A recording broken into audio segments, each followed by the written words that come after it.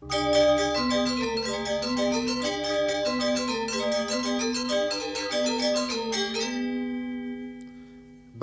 is a small island, 100 miles long and 70 miles wide. On the map, it looks no more than a tiny bead on the necklace of islands that stretches from west of Malaysia to New Guinea and Australia.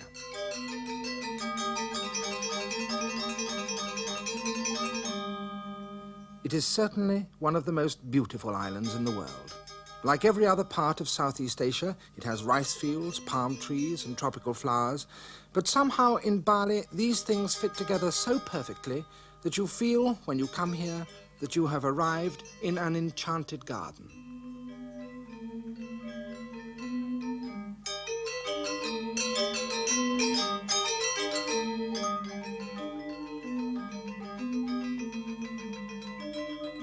But there is one particular characteristic of Bali which makes it one of the most remarkable places on earth.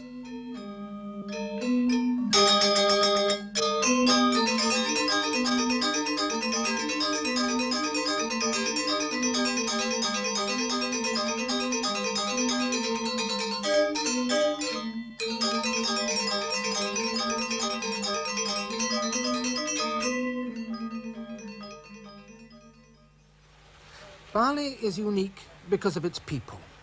They are, above all, a peasant people, and in this warm, welcoming climate, they live as close to nature as man can anywhere.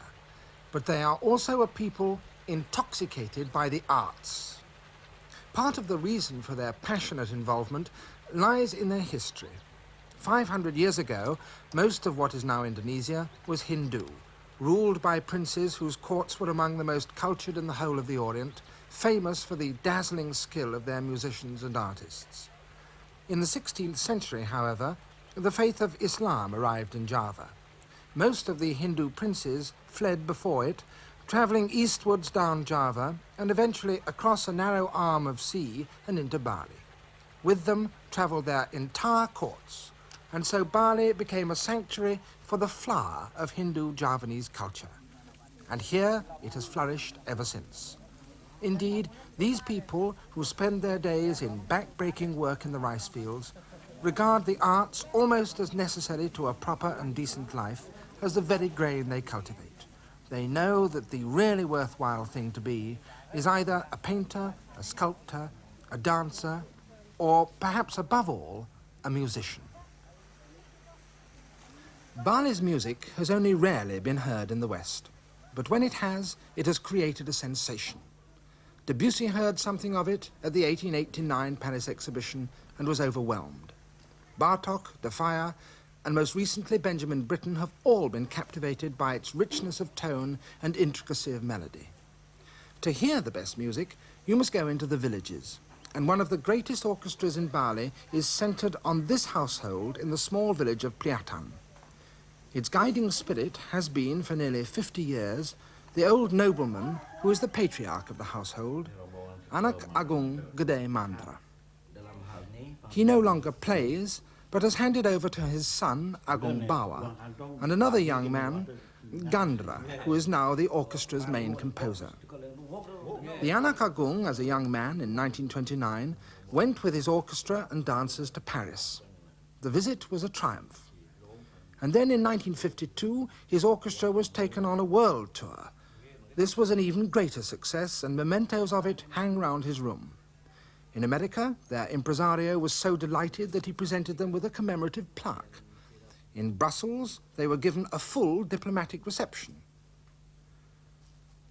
In Paris, the little girl dancers were rapturously received by the ballet-loving public and ecstatically praised by Serge Lifar.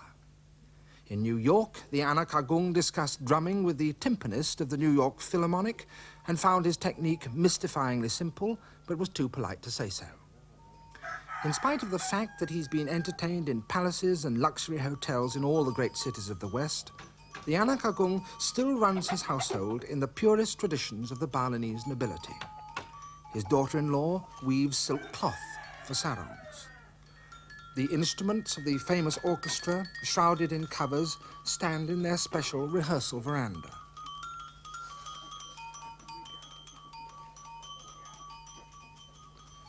The wall facing the main gateway into the compound is emblazoned with a great carving of the Garuda bird, a device recommended by Balinese tradition as a way of preventing demons from entering. The men of the household, like every man in Bali, nobleman or commoner, rear fighting cocks, and they must be exercised, massaged and cosseted daily.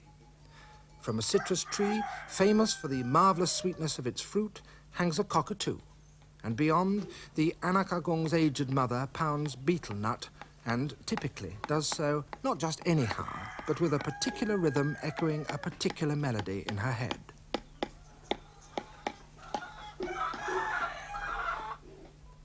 And off the main courtyard, in a separate enclosure, the house temple, where stand the shrines which mark the great events in the life of the household, including one erected to give thanks for the orchestra's safe return from their world tour. Gandara gives rehearsals to each instrumentalist separately. He knows and can play the part of every instrument in even the most complex orchestral piece. Indeed, since there is no musical notation and no written scores, this is the only way of teaching a composition.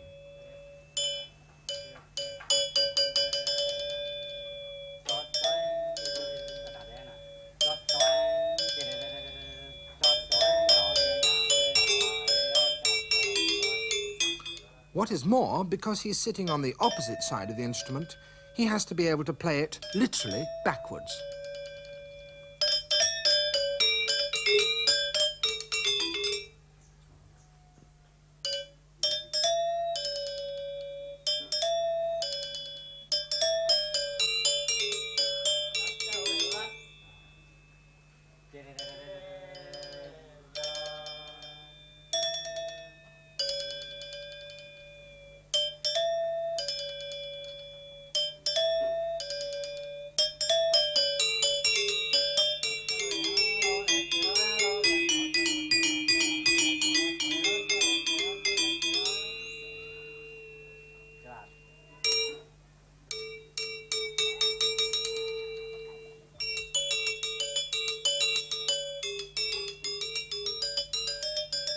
And when his pupil really knows the passage, then Gandara will play the counterpoint on the same instrument, backwards. This instrument is the gangsa. It plays the same role in the Balinese orchestra as violins do in a European orchestra. Each bronze key has to be damped with the left hand after it's been struck.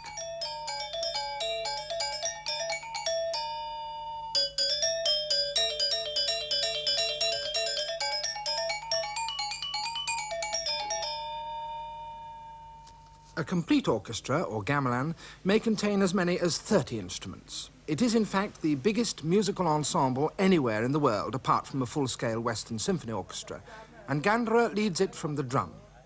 The chief gangsa player who shares the leadership of the gamelan is Gandara's father, Madilaba.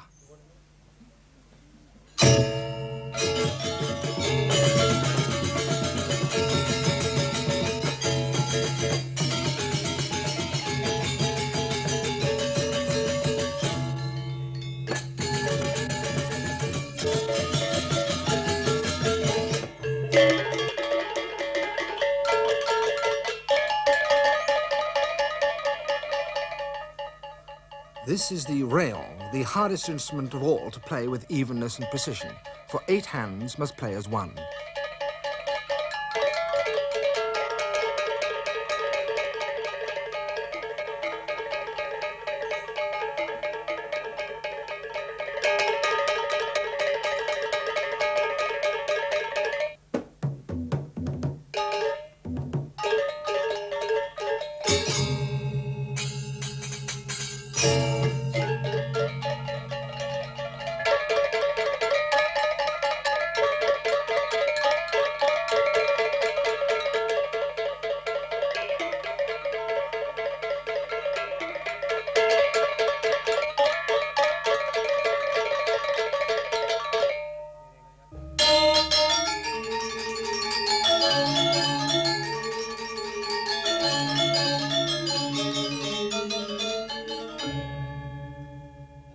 In an orchestra of this size, with 30-odd instruments, sometimes playing interlocking parts of the same melody, There can be no room for improvisation. They must all play with the utmost precision, and that can only be obtained by dedicated rehearsals 4 or 5 evenings a week.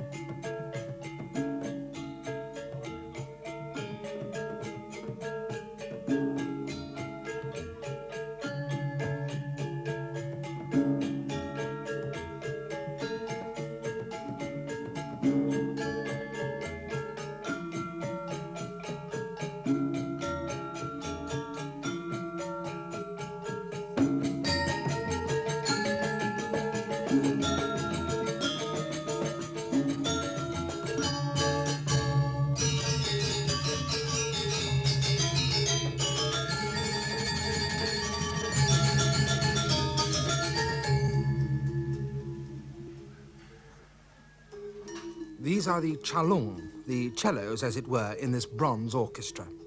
Like nearly all the instruments, they play in pairs, each one slightly differently tuned, so that when the pair are struck together, they produce a pulsating note.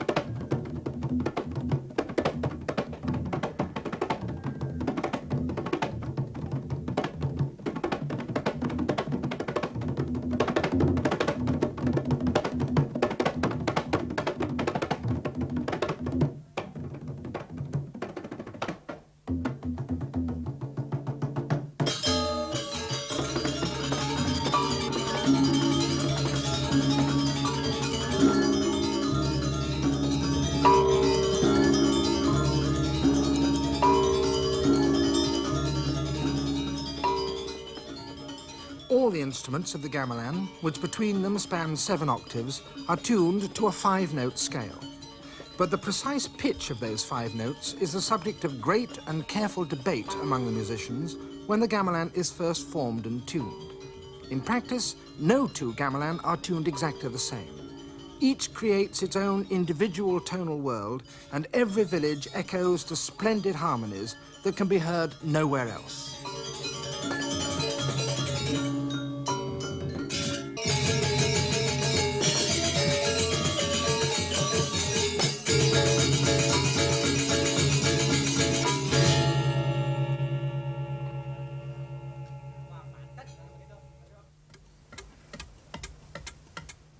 Music is only one of Bali's arts.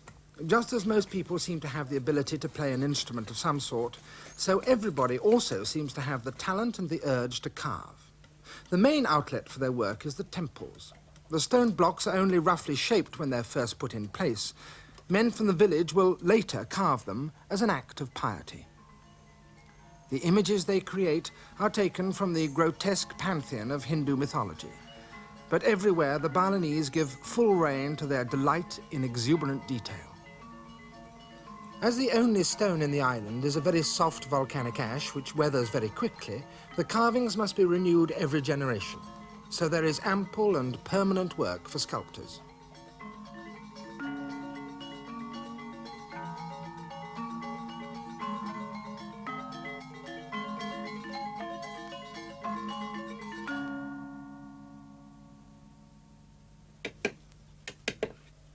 Although temple carving is the main outlet for sculptors, it's by no means the only one for men of outstanding talent and imagination.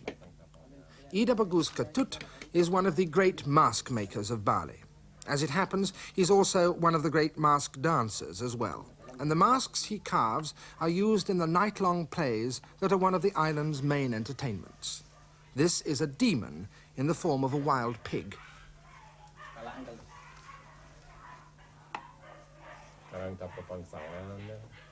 Tadi mungkin tadi dalam mungkin.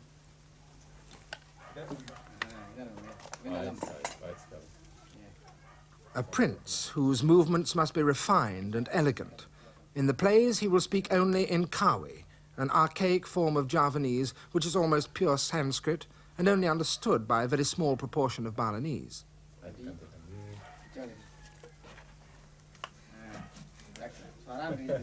A low, comic character, a monkey.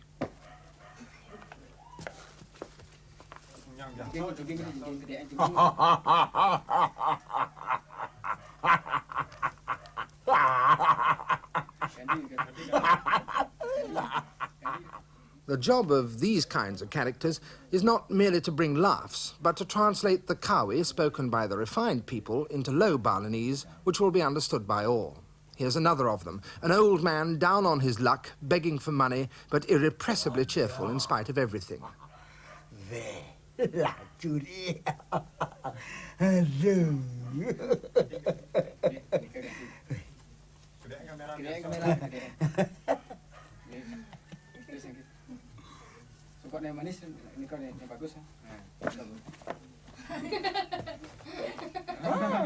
A comic and stupid attendant from a Raja's retinue, who rather fancies himself. With this character, Ketut can convulse the crowds who come to watch him whenever he performs.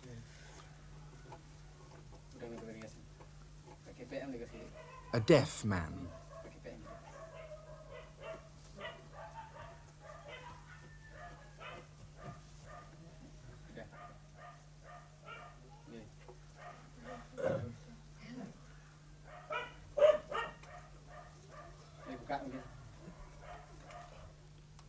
Of all the arts of Bali, painting perhaps was the most static and least inventive.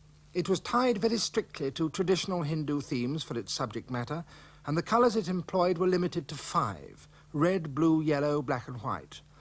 Even the manner in which the features of these gods and demons are drawn was strictly prescribed. This was the only kind of painting made in Bali until some 40 years ago. In 1923, however, something occurred that was to bring about a profound change. This man arrived in the island. His name was Walter Spies, and he was to live for 20 years in Bali and to know the Balinese more fully than any European before him. He had several homes, one in the lowlands only a mile or so from Pliatan, and another up in the mountains. But wherever he was, he painted.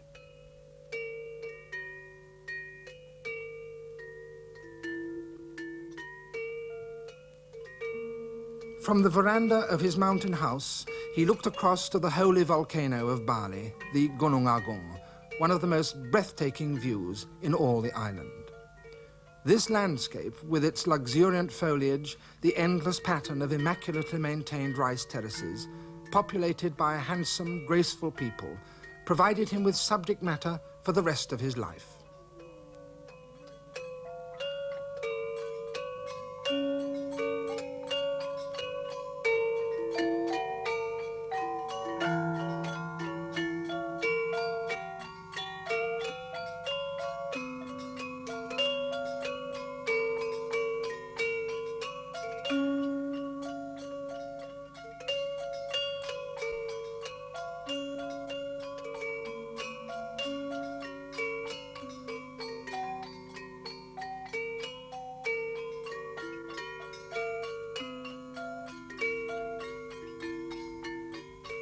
These pictures, to a European eye, capture not merely the stunning beauty of the island, but also convey some of the haunted, magical atmosphere that permeates the whole of Bali.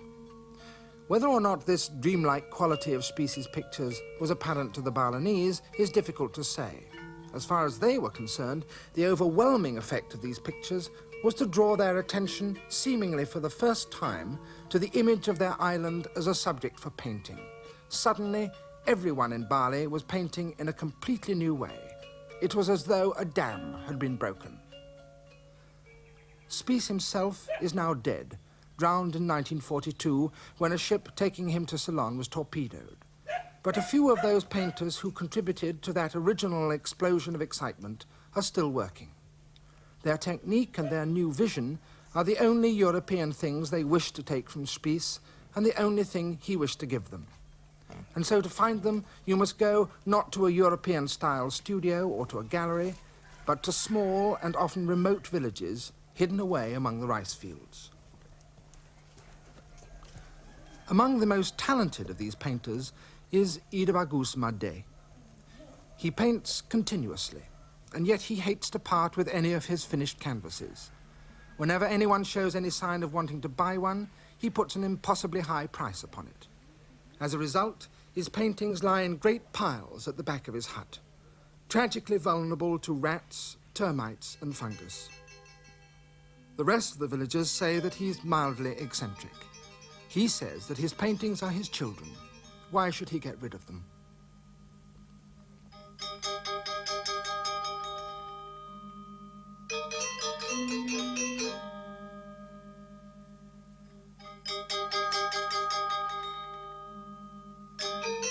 Since Spies's death, there have been new generations of painters, for the new style which he brought has flourished and spread, so that it seems now that everybody paints. Their pictures still owe something to Spies, for it was he, after all, who first introduced a full range of colours and Western-style brushes and canvas. But now all of these painters are undeniably and characteristically Balinese, painting not imitations of Spies landscapes, but fantasies entirely of their own invention. They are, for the most part, men who, for most of their days, labour in the fields or fish in the sea. They paint when they have time, because of that passionate, artistic curiosity that seems to possess all Balinese.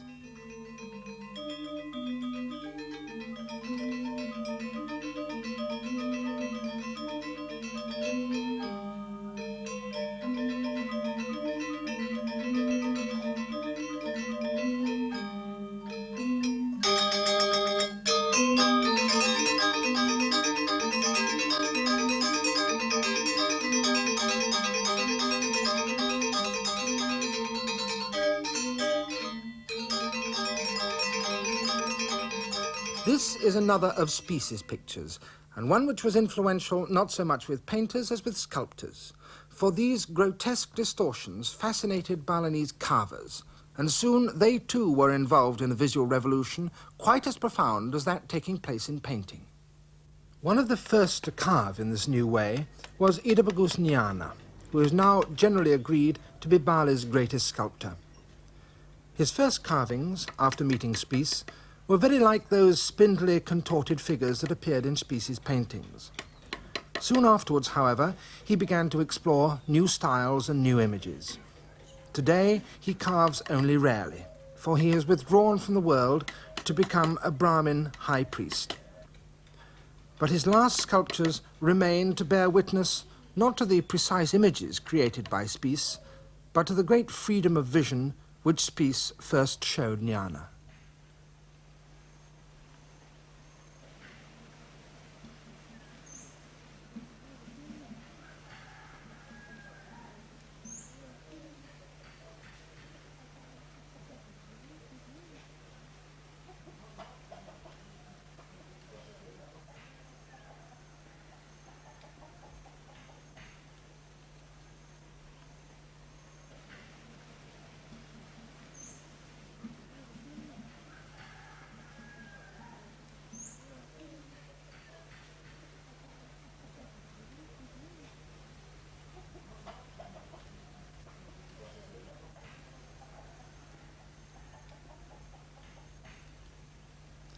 But if there is one art which is paramount in Bali, it is the twin art of music and dancing. Just as Pliatan has one of the greatest orchestras, so also its dancers have an island-wide reputation. However, that reputation will rest to a surprising extent on the shoulders of this tiny child. She is training to dance the greatest of Bali's classical dances, the Legong. It may only be danced by little children, and the 3 Pliatan girls who have danced it so perfectly for the past 4 years are now adolescent and too old to continue. A new trio must be trained. Their teacher is Midday, an old lady who, in her time, was a celebrated Legong, famous throughout the island for the suppleness of her young body and the disciplined fire of her performance. Now, as she nears the end of her life, she is a deeply respected and much sought-after teacher. According to the Anak Agung, she is the last living receptacle of the great classical tradition of the Legong. But she's old, no one knows how old, and she no longer has the strength to teach all who want to learn from her. So now she concentrates only on the 3 little girls who are to become Pliatan's new Legong. They will certainly be her last pupils.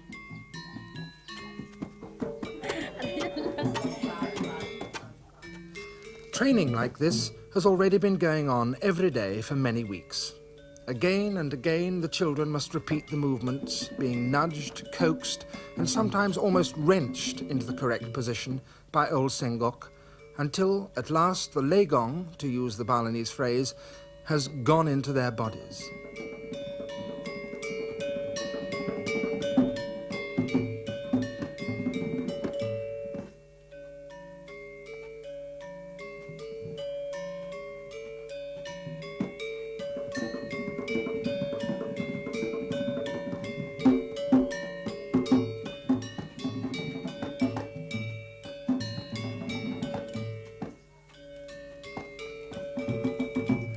The extraordinary richness of artistic talent in this one household is apparent in this group. The music is played by Madila Ba, the co-leader of the gamelan. This child is his granddaughter, Gandra's child. And the child being held by Gusti Made Sengok is 7-year-old Sri, the Anak Agung's youngest daughter by his 3rd wife.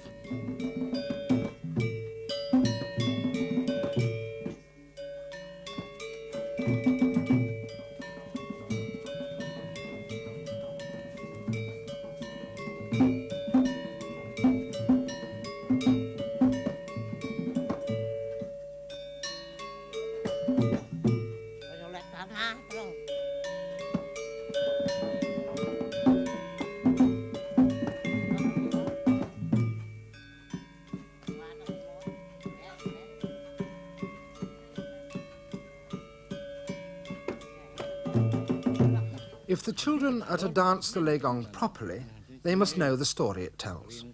It concerns the arrogant king of Lassam, who kidnaps the daughter of a rival king with whom he is at war. If she will not marry him, he says, then he will kill her father. But she still refuses, so the king of Lassam goes into battle with her father and is himself killed. The Anak Agung tells the story, prompted without any compunction by old Sengok. The tale comes from an ancient collection of Javanese legends. It's the Balinese equivalent of the Arabian Nights.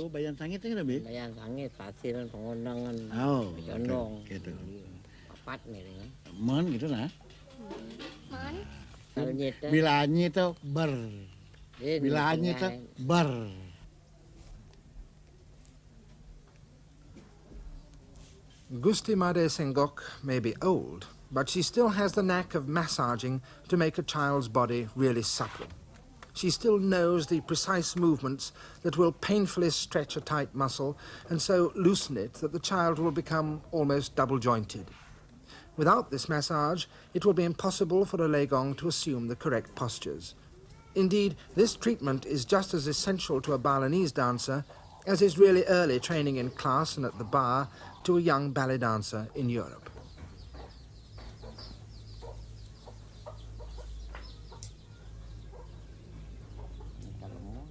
Day after day, the Anak Agung and Madila Ba play for rehearsals.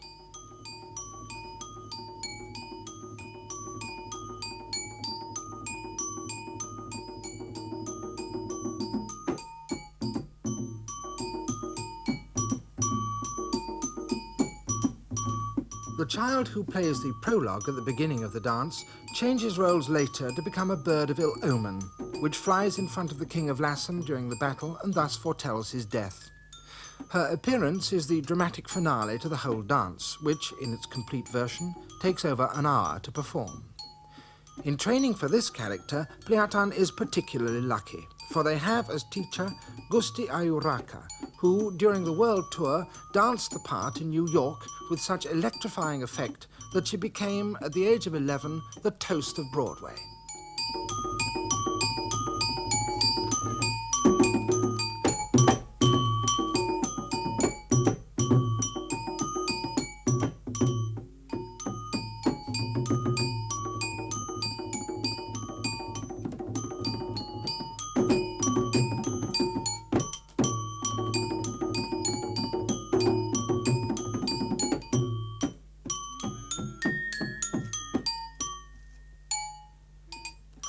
Raka still dances and is famous in Bali for the refinement and personality of her style.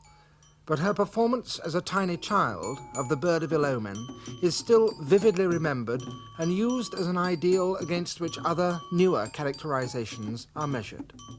Now she passes on that insight and technique to another generation.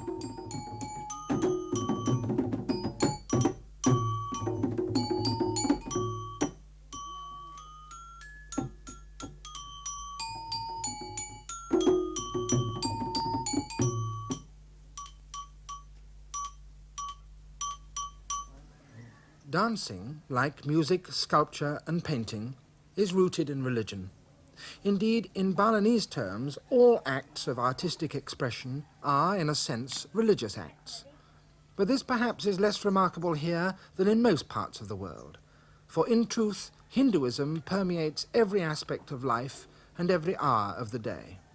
Every morning and every evening, small offerings of rice and flowers are made to the ever-present gods. Some are placed before the shrines in the house temple. Others must be put in doorways and on lintels and niches, in places where paths cross, and in corners which have special magical significance.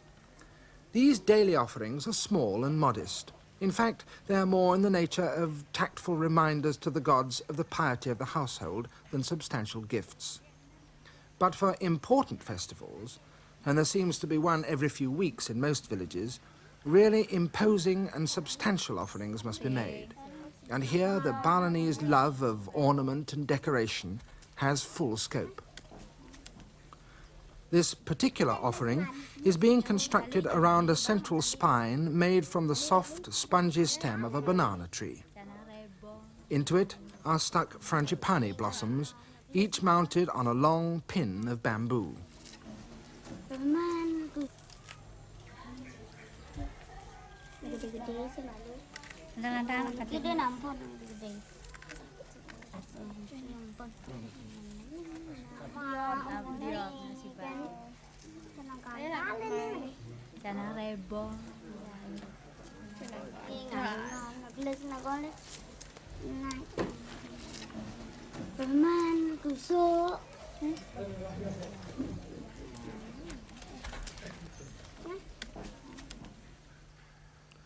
The streets of the village have been lined with betasseled masts from which hang penyor, decorations marvellously constructed in hundreds of different shapes and designs from bamboo and coconut palm leaves.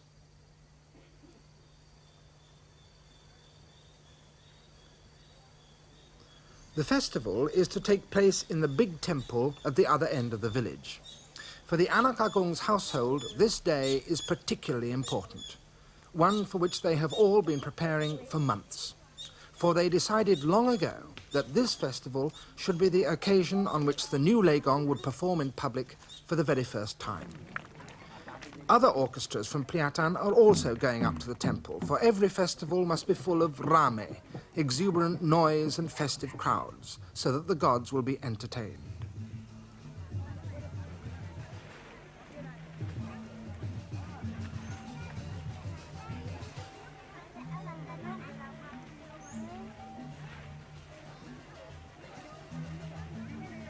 All day long, offerings are carried up to the temple. Some are of flowers, others of pink rice cakes, fruit or roast chickens. All are meticulously arranged to look as elegant and as decorative as possible.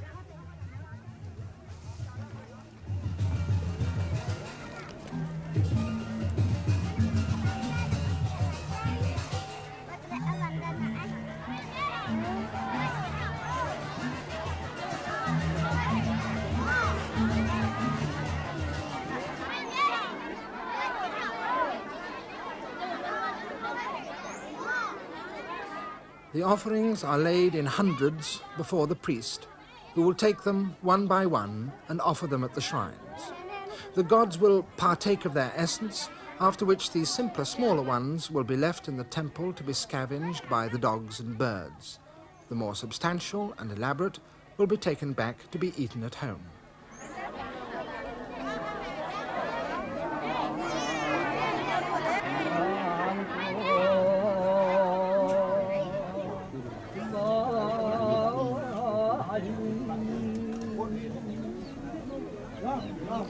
There are no images in a Balinese temple. The gods are invisible entities who reside in wooden box-like shrines or on small stone thrones. Priatan's temple is one of several founded by gods whose normal home is high up on the sacred mountain of Batur. This festival is to celebrate the visit of the parent divinities, for within their shrines they have been brought down in procession by men from the mountains to tour all their daughter temples. Now the mountain men themselves begin the gods' entertainment with an ancient spear dance called a baris.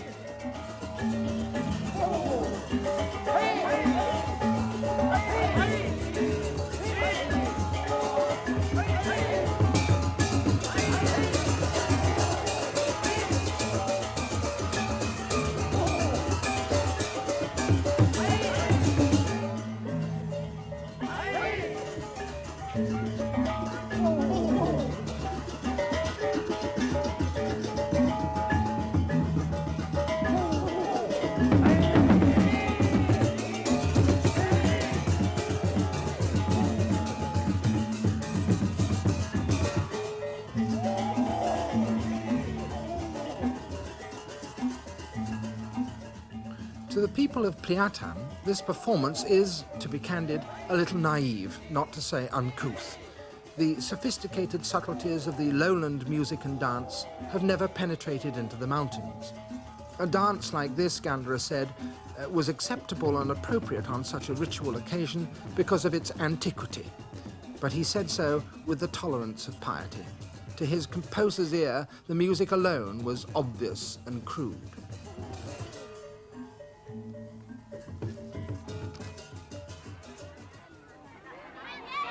The Anak Agung's gamelan is next to play.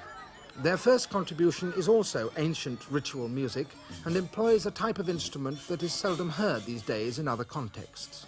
Even so, they manage to play it with their characteristic attack and brilliance.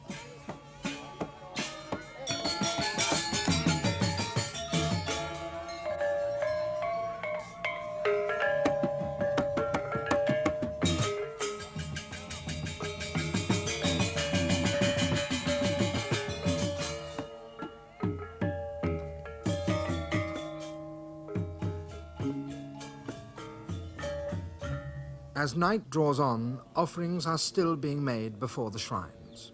Outside the temple, another group from Priatan is preparing to perform the kechak, the monkey dance.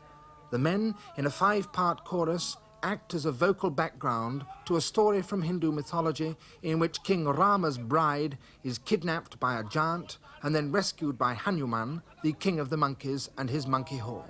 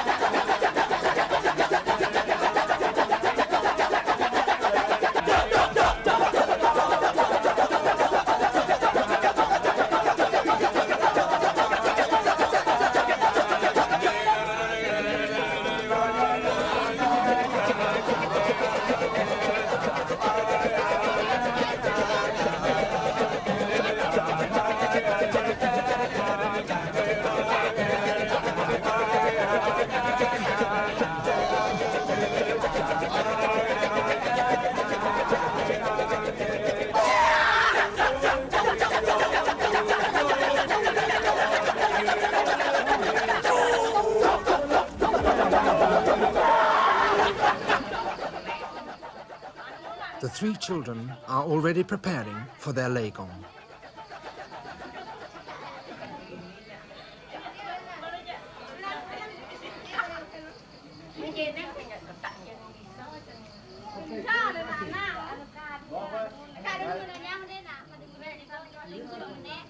Their headdresses are made from gilded leather and decorated with freshly gathered frangipani blossom. They're very hard and extremely heavy, and the children must wear them for over an hour.